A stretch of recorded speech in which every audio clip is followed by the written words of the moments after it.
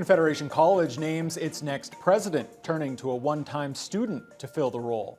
Good evening and thank you for joining us. Michelle Salo will take over as the college's new president at the end of August. She'll become the first college alum to carry the title. Vasilios Bellos was at the announcement. And Vasilios, what experience does Salo bring to the role? Yeah, Riley, she's actually a certified professional accountant who has decades worth of leadership experience. Salo's been working with the college since 2019 and says her focus will be ensuring the best possible experience for students.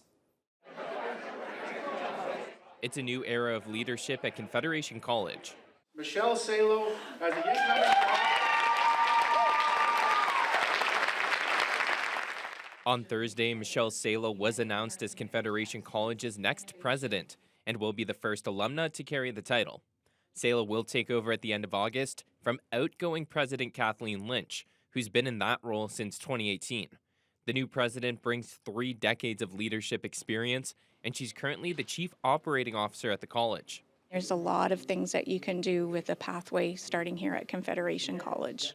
Salo says the student experience will be her focus moving forward and explains what she hopes that'll look like.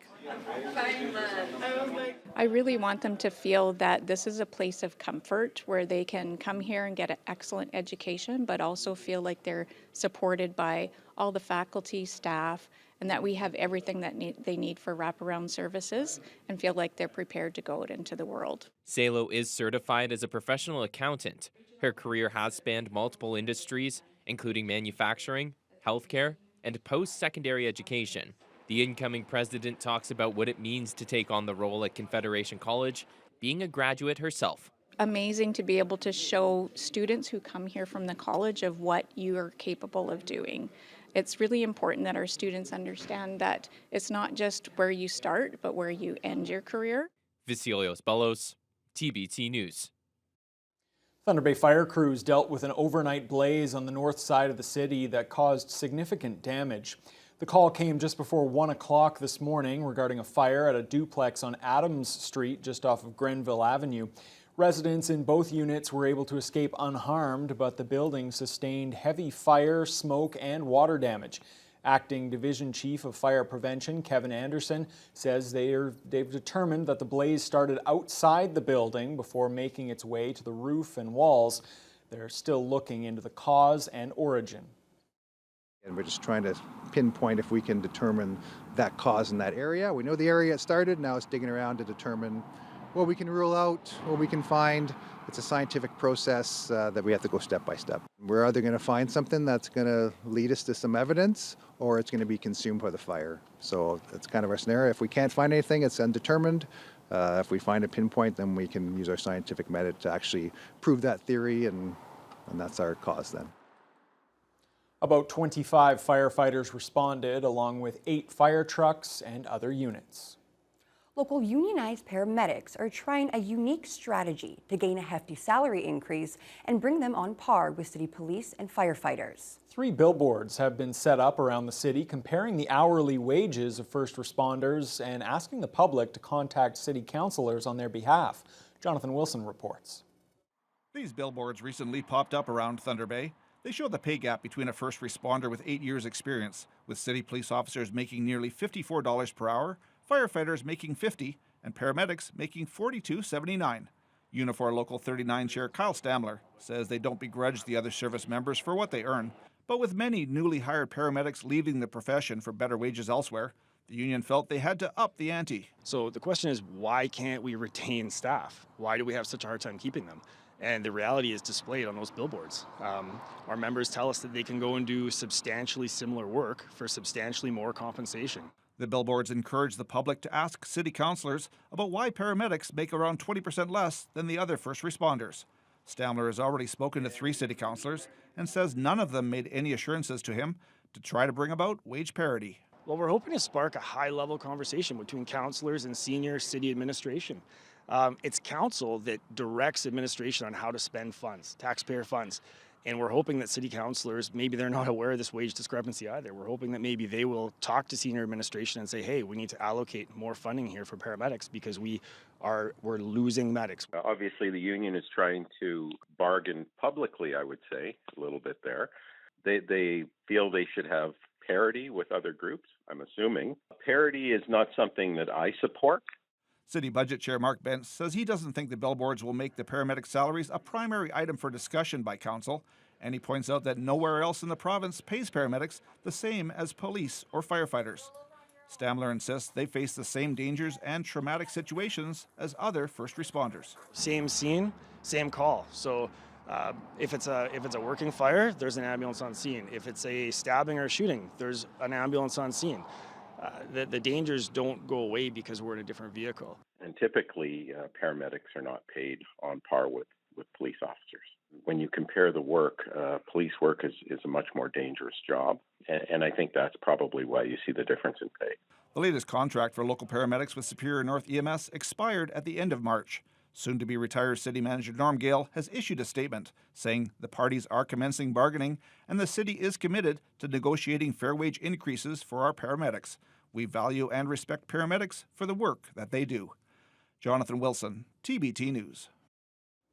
One person was sent to hospital in Kenora early this morning after a collision between a transport and a passenger vehicle. It happened around 5 o'clock just west of Kenora near Burma Road. The driver of the passenger vehicle was transported to hospital by paramedics with non-life-threatening injuries. The driver of the transport, a 30-year-old from Calgary, has been charged with careless driving. EMS and Kenora OPP responded to the crash scene and the traffic was disrupted for several hours. The province of Ontario is sending a strong warning to Toronto Public Health to drop its drug decriminalization application. Dr. Eileen De Villa says she received a letter last night from the health minister saying if the request isn't dropped, the government will be forced to act.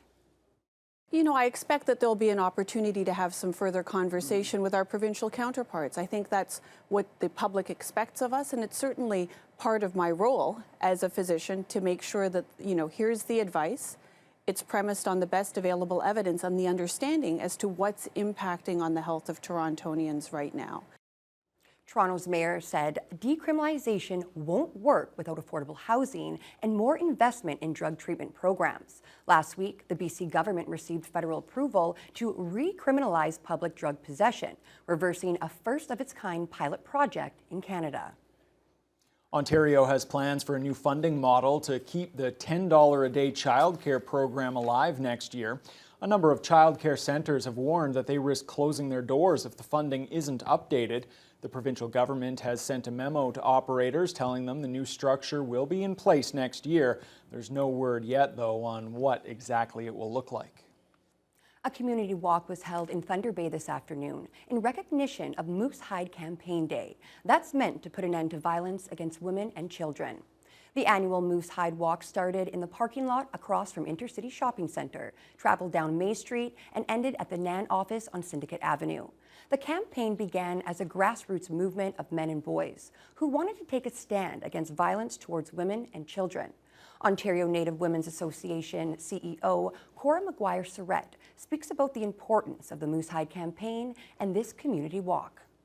These walks are critical and they need to continue until the violence stops. So I think people need to understand there's a power behind individual movements, and you know, the power of the individual to address violence and to address the crisis really shouldn't be underestimated. And that's really what today is about, is bringing that education awareness to communities and how, you know, we all have a responsibility and an obligation to address this. I think it is vitally important to have a walk like this, and we should be continuously trying to call attention to the issue of violence against women. And the unique thing about this walk is that, you know, it's in solidarity with the men through the Moose Hide campaign. And so it takes all of us to make this issue better, to improve the situation. Similar walks took place across Canada today. A Thunder Bay couple is celebrating after becoming the city's newest lottery millionaires. Isabelle Foisy and Keith Gouvreau have won a Lotto 649 prize worth $1 million. They were among the big winners in the Gold Ball draw on April 20th. The winning ticket was purchased at Lakeside Husky on Cumberland Street. Get ready to break out those bibs and wet wipes, Thunder Bay. Organizers of Ribfest announced earlier today the return of the mouth-watering summer event, and this time at a new location. Ribfest was held at the CLE grounds for the past few years, but this year's event, slated for August 23rd to the 25th, will be held at Marina Park. Organizers hope to take advantage of the festival area and nearby playgrounds for kids. The event supports local charity Our Kids Count. Out-of-town Ribbers, Dinosaur Smokehouse, and Ribs Royale will be back again, providing the main courses with plenty of local vendors also serving tasty treats. Event co-chair Daniel Trevisanuto says the move to the waterfront seemed like a natural one, but adds regardless of location, the crowds have always come out. It's that once a year time to come get these slow cooked ribs that these guys come all the way over to cook for us. It's about bringing our entire community together. It's all about bringing families together. And you know, what better way to do that than over some food and some, picnic style barbecue. We're going to be bringing in, the typical children's things like face painting, the bouncy castle, and just like, a lot of just like local people that want to come out and join in on the fun. So we're really excited to sort of share a program in the near future with all the things to expect over the 3 days of Ribfest. Ribfest is one of Our Kids Count's biggest fundraisers each year. And even though the event is still 3 months away, tickets for the 50-50 draw are already on sale. My mouth is watering already. No doubt there will be a lot of people down at the for marina sure. for that event. And Haley, they'll be hoping for some warmer temperatures, certainly than we saw today. We were significantly below seasonal and some rain as well. Absolutely. I've been slacking on my title of hot weather Haley, so I'll really roll up my sleeves when it comes to Ribfest. But in the meantime, I've been taking a bit of a break from that title, as today our high was just 10 degrees, which is 6 degrees below a seasonal high. But we did sit at 10 degrees for a while today. We hit it around noon, and that lasted until around 3 o'clock. Now we are already cooling down once again. As for rain, we had a little drizzle at 10 a.m., then it came back at 2 o'clock, and it's been on and off ever since then. So yes, mostly cloudy with periods of light rain throughout the day. And what's interesting too is our high isn't that different from our low, because our low was 7 degrees in the early morning hours today. So with that 3 degrees difference, we've been staying fairly consistent that way. Now let's take a look at our radar to really get a good view of those showers moving through. It is quite a widespread system across the region, but luckily nothing too significant. It's been light rains, light drizzles, so it's palatable, I would say, as far as rain goes. And for our region right now, Red Lake is still seeing some showers. They've been seeing light rain all day. They'll have a decreasing chance of showers as the night goes on. Kenora had on and off light rain as well, clearing recently. And areas like Dryden, similar situation. Fort Francis saw on and off showers. They're overcast right now. They're at 10 degrees, similar to that of Atikokan, Upsa, and Nipigon. Over in Armstrong, they actually had a sunny morning, but in the early afternoon hours, they started to see some showers. They're now at 13 degrees, and some showers started in Greenstone at this hour as well. They're at 14 right now. 14 in Marathon, Wawa's at 18, Sault Ste. Marie is at 19. And all three of those areas saw mainly cloudy days today. But areas like Greenstone, they actually had a high of 17, and Sault Ste. Marie had a high of 21. So they're cooling down now, but they were definitely seasonal, if not better today as far as temperatures. For Thunder Bay tonight, like I mentioned, we were at 7 as our low today, and we're going to be 7 again tonight. So a little repetition there. We'll have a few showers continuing throughout the evening hours, but our chances will decrease to about 40% as we pass midnight. And our winds will be light to moderate, and they'll be getting lighter and lighter as the night goes on as well. So yes, showers, but that just makes us appreciate the sunny days even more, doesn't it? It certainly does, and they are those showers are much needed in other parts of the country as well, and they are getting some of that rain, fortunately, in Western Canada, where those wildfires have been burning. So there's some optimism, good news there for those who are battling those out-of-control wildfires. We'll have the latest on that and more when your Thursday News Hour continues after the break. Yes, it is. It's raining. It's not raining hard, but it's been a steady rain, and you can see by the road behind me there's standing water.